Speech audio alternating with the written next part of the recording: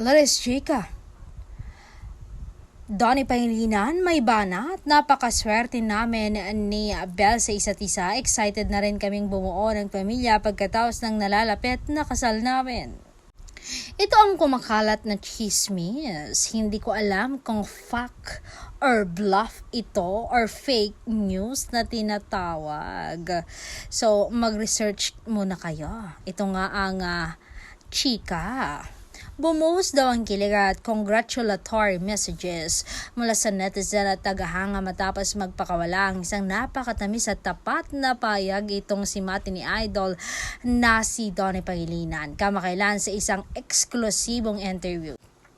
Hindi napigilan ng gwapong Mati ni Idol na ipahayag ang kanyang nag-uumapaw na kaligayahan at pananabik para sa susunod na kabanata ng kanilang buhay ng nag-iisang Genesis superstar na si Bel Mariano. Kitang-kita ang kislap ng mga mata ni Donnie Pangilinan habang ibinahagi ang lalim ng kanyang pagmamahal sa aktres na nagpatunay lamang kung gaano katatag at kaseryoso ang kanilang pagmamahalan sa likod ng mga naglalakihang spotlight at kamera.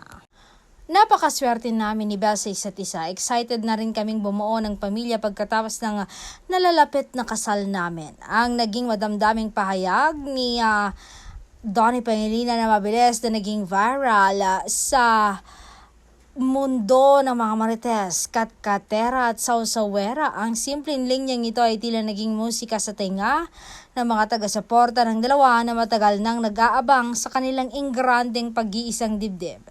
Ang revelasyong ito ay agad naging mainit na usap-usapan ng mga marites at naging usap-usapan din ang kanilang mga kapwa-artista na nagpaabot din ng kanilang labis na katuwaan para sa power couple.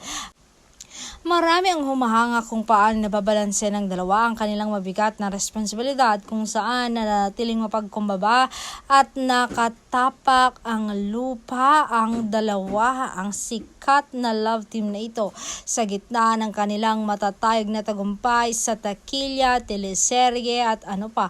Habang papalapit ang araw ng kanilang kasal, mas lalo pang nasasabik ang buong industriya ng showbiz at milyon-milyong fans na masaksihan ang tinuturing na wedding of the year na magsisilbing patunay na sa kabila ng mapanghamong mundo ng libangan ay may naghihintay na wagas at pangmatagalang pag-ibig.